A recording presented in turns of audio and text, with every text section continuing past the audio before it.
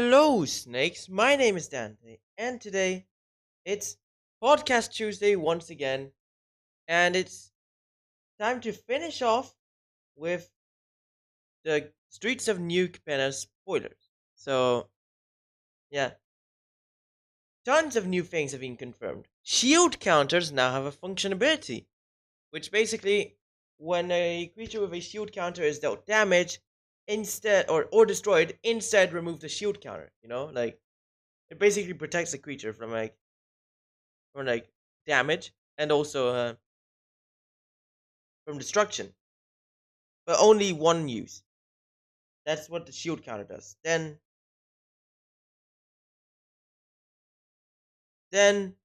uh then there's this then our things have been confirmed. Streets of New Capenna, or basically New Capenna, is not actually a plane. It is actually the last standing city of Elspeth's home plane, which it doesn't have a name yet, but that is actually Elspeth's home. So yeah,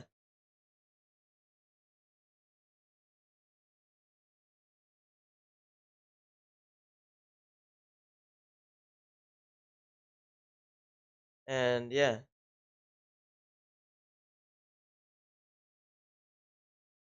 it's actually kind of cool. So yeah, so in this, we're gonna review the 10 legendary creatures that have been spoiled for New Capenna. So we got like the 5 demon bosses, and then each demon boss has like one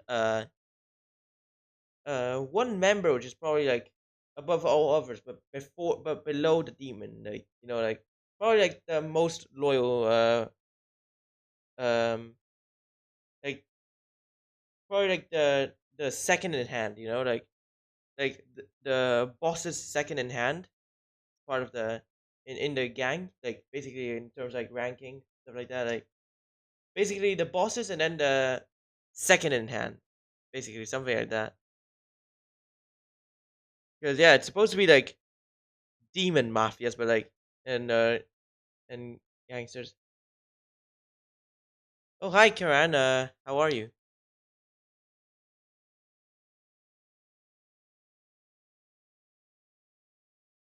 And yeah, so we basically got the 10 cards for the podcast, and but before those 10 cards, there's always a combo, and this week replacing the non-bow, there is a really funny interaction which I really want you viewers to solve. So yeah, let's go into the combo, and it is.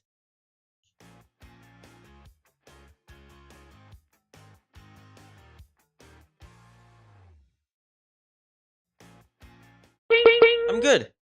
Yeah. So basically the combo, we got Ironcrag Feet, Nivet's Guild Mage, and Prismite. Like easy combo to assemble. Where like, well, basically Prismite and Nivet's Guild Mage, you have them out. Then basically cast Ironcrag Feet. You have to have like 8 mana prepared for it. So like when you have like the 8 mana, turn 8 or something, then basically you just have to cast Ironcrag Feet. Use Nivet's Gold Mage's ability to copy Ironcrag Feet. Let the first one resolve. You get seven red. Spend 2 red to make a blue. You have uh, you have 5 red and a blue. Use the blue and the 3 red to copy it. You have 2 red floating.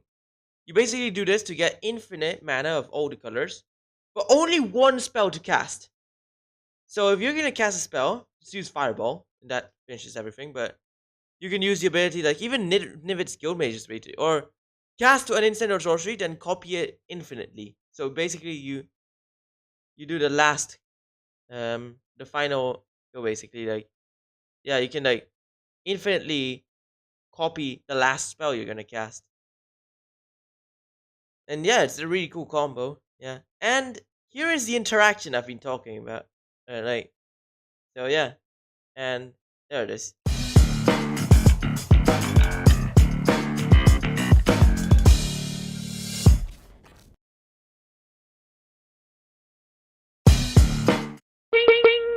So yeah, this is not a non-bow, but still actually pretty funny. Like, so we got Mickus and Flares and Lagoon Brawl, which Mickus and Flares makes all the permanents artifacts, in addition to other types. Stuff that aren't on the battlefield, and the permanents are colorless. And you can spend mana if it were mana of any color. At everyone. Lagoon Brawl turns every non-creature, non-equipment artifact into an equipment with equip Eds, and group creature gets plus Eds plus 0, where Eds is the artifact's converted mana cost. Alright, you got Goblin Welder out. Yeah. You equip Daretti to Goblin Welder. Then you equip the new card Lucior to Daretti. Now what happens?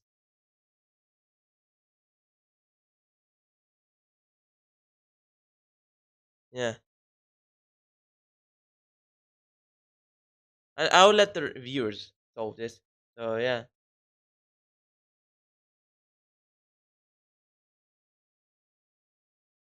Let's just go into the number 10. So yeah. And it is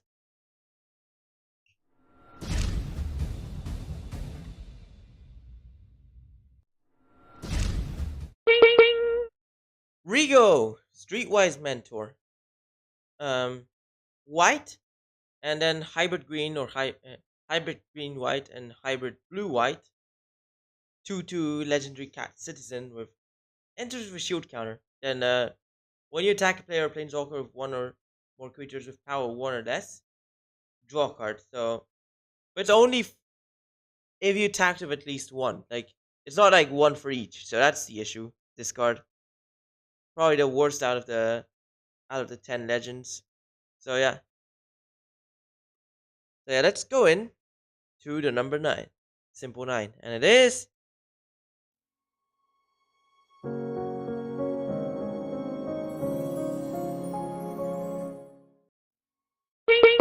Evelyn, the Covetous.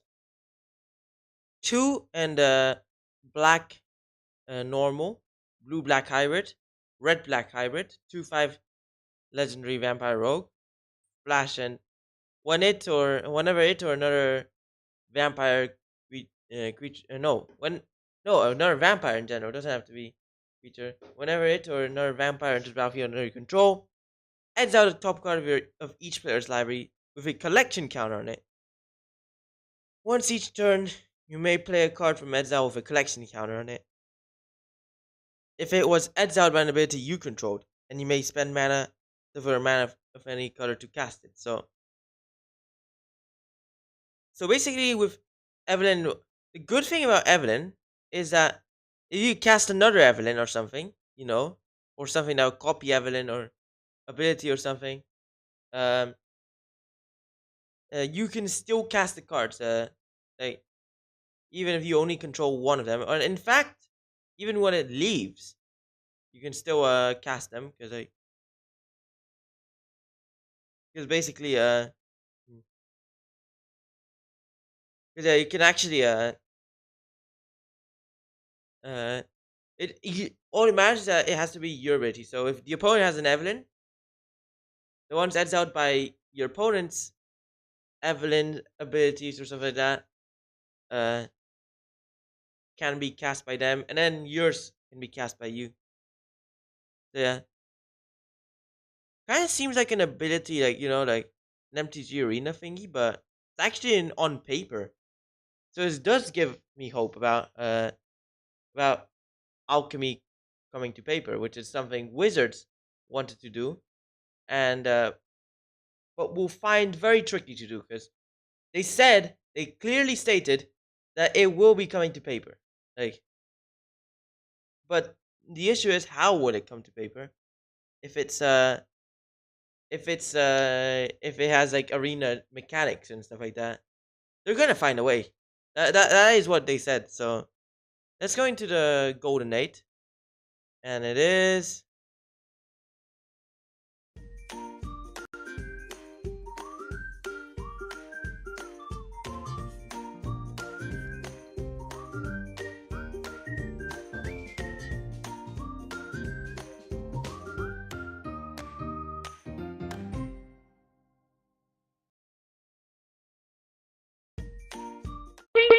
Rafine, Scheming Seer. 3 mana 1/2 legendary Sphinx Demon with flying in Ward 1. When we attack, target attacking creature connivs Z, where X is the number of attacking creatures. And yeah, that's actually really cool ability because like basically like for the attackers, you basically get to like loot that many cards. Like whenever your creatures attack, you basically loot that many cards, and you assign one creature, and like for every non-land you discarded, you get to put a counter on it. That's cool. So Rafine has like a really cool ability. They're like, but it's only like to loot, like massive looting, and also has like ward one, so like it's harder to target it, and it also has flying. That's cool. Let's go in. So you can even connive Rafine if Rafine is also attacking with the rest. Let's go in to the simple 7, and it is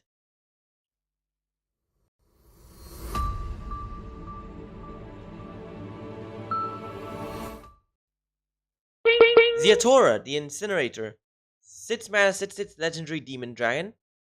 With flying and beginning of your end step, you may sacrifice another creature. And when you do, Ziatora deals damage equal to that creature's power to any target, and you create free treasures. So with Ziatora, you can basically ramp and fling. You can like fling at the end step and ramp. And that's actually kind of cool. Plus, it flies. And it's a 6 mana 6/6. This could be going to my it could go to my Dragon's approach. Like, don't have much to sacrifice, but I mean, I could create treasures and stuff, and yeah, I mean, why not? Why not have Ziatora? Let's just go into the number 6, and it is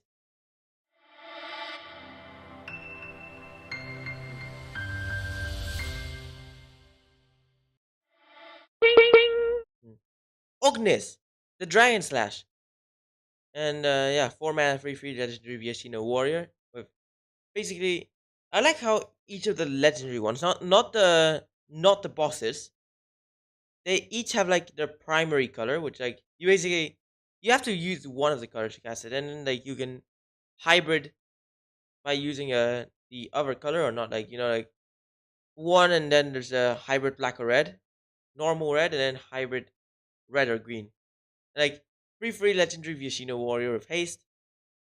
And whenever a creature you control with haste attacks, create a tapped treasure token. They finally gave a utility to haste that lasts more than one turn, Like haste was like only important for turn it enters, like it can attack the turn it enters and tap as well. But this now creatures with haste in general, like they can just attack. Like now some cards that give haste permanently or stuff like that, those are more important than the ones that give haste until end of turn. Like usually there is no need for haste until end of turn or permanent haste when it was only important for one turn. This card finally made haste more important. Like like uh other than like haste when the turn enters, really cool. Before like after that, no utility. So now they're actually giving me a utility as well. Like whenever a creature you control with haste attacks, yeah, because it doesn't have to be specifically the turn it enters the battlefield. In general, like Ognist has haste, attack the turns it enter, and then like every time afterwards you keep on attacking with Ognist, you keep on creating treasures. That is actually really cool and makes haste more interesting. Let's go into the number 5, and it is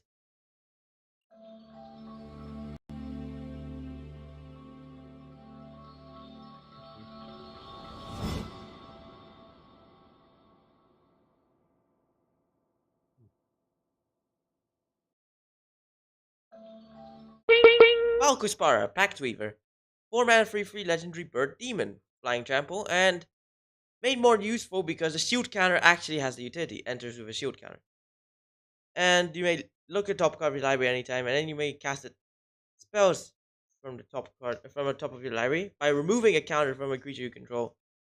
in addition to paying their other costs. Not the lands though, where you can like cast like anything, like as long as you're also removing a counter, which is good because like you can remove the -1/-1 counters, or remove a counter from Ping in the Ice, or turn Merit Lage into a creature and then start removing counters from Merit Lage. That isn't that bad either.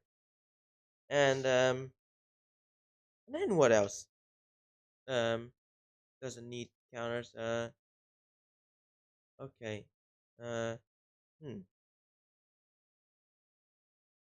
There's lots of cards like very similar in terms of the counters, and yeah, maybe use a Opalescence with Decree of Silence.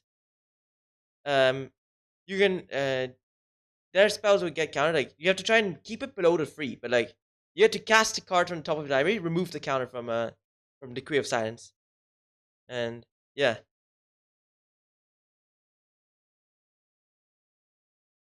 yeah, that's number 5, Falcospara. Pretty cool. Let's go into number 4, and it is Renderforce.com.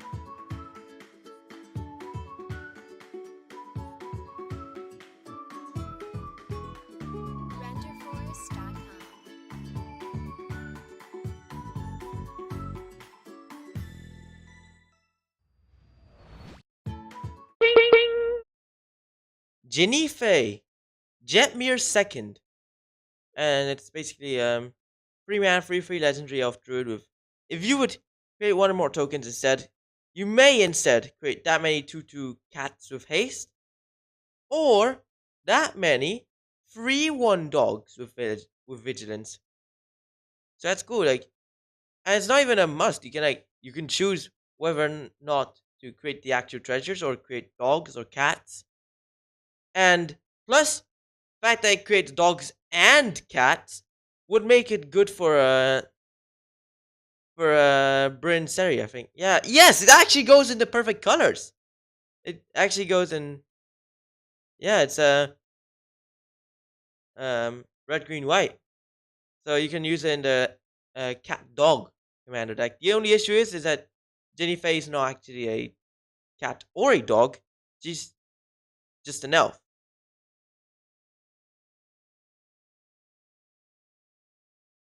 Yeah, that's actually still a good card. Like, there's no changing that. Let's just let's just go into the golden free, and it is.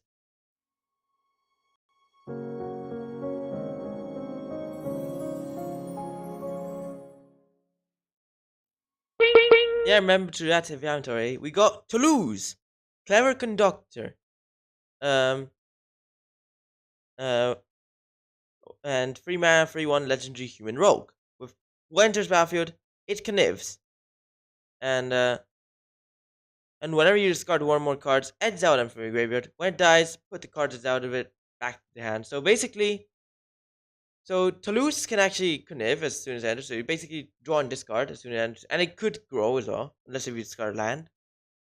Kind of like uh Seasoned Pyromancer, but in blue and only one card. But still, uh, you can, and then it functions as a bag of holding. You just cards you discard, exile them, then you can put them back.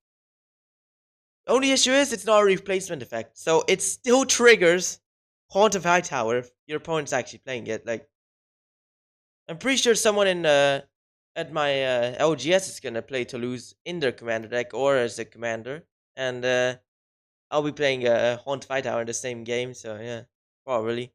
Maybe I'm gonna be using a Locust God, but I don't know. Let's just go into the number 2, and it is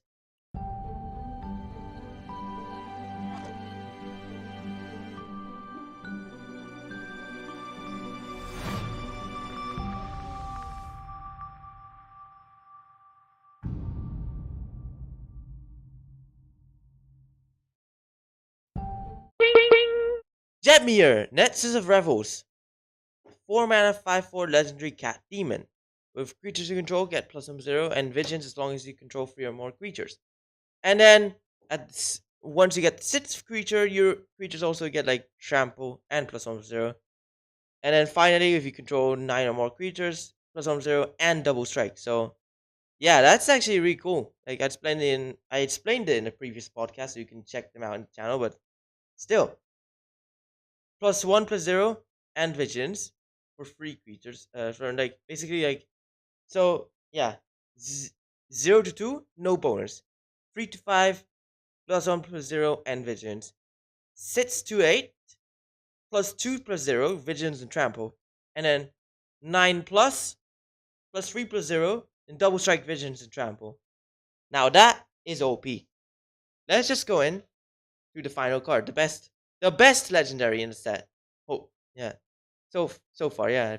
Hopefully, I think all the spoilers are out. So I hope this is actually the best one. But like people are gonna find different ways to break the new cards even after they're spoiled. So yeah, and by legendaries, I mean by the bosses and stuff. Not talking about the planeswalkers or Urabrask. Like seriously, who brought back Urabrask? Like I don't know, but seems that Urabrask, yeah, he just came back from the dead. Now let's just go into the number one. And it is huh? What?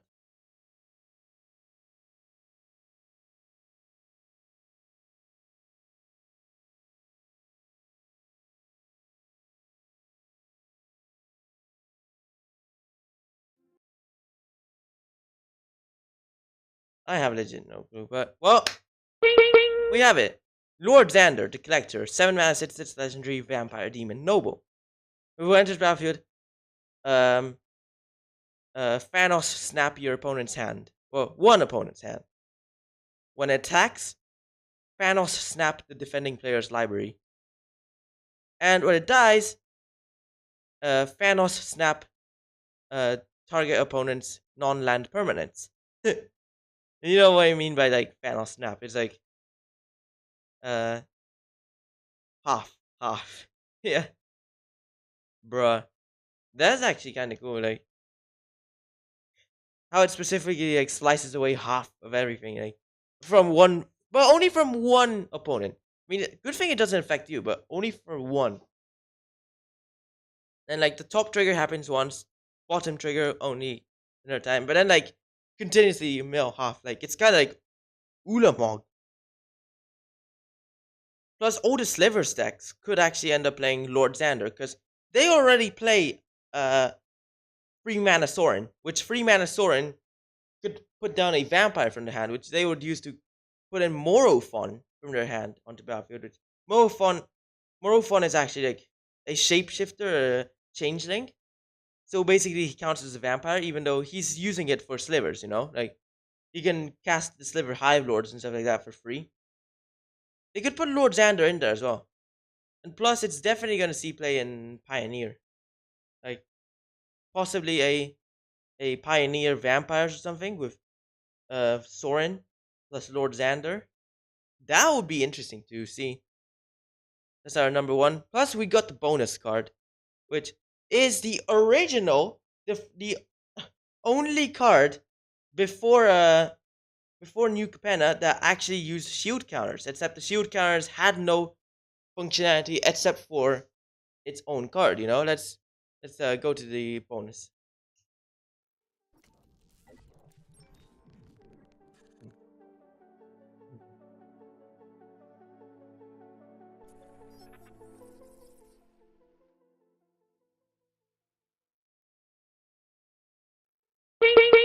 The original card that used shield counters, Palliation Accord. 5 mana enchantment, whenever creature an opponent controls becomes tapped, with a shield counter on it. On Palliation Accord. And you can remove a shield counter from Palliation Accord to prevent the next 1 damage that we dealt to you this turn. So, now, considering it actually specifically says shield counter, not like charge counter or something like that, this can actually be broken with the new shield counters. Use Opalescence. This is constantly getting shield counters, so it's hard to kill, you know? And then You can even like uh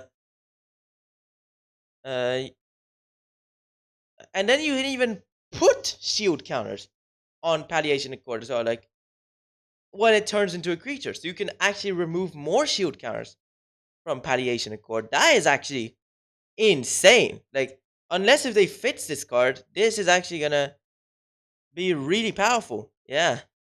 So yeah, like, but yeah, people are gonna find out. Oh wait, that's the original shield counter card. So yeah, now that shield counters actually have a functionality, this looks cool. Like, yeah. So congratulations, you've reached the end of the podcast. So why you like and subscribe and follow Inventory, share with friends, stay tuned on this video, streams, and podcasts. Podcasts will be live every Tuesday at 6:30 CET. So stay tuned to them. Watch my other videos too. Thanks for watching. Hope you enjoyed it. And bye.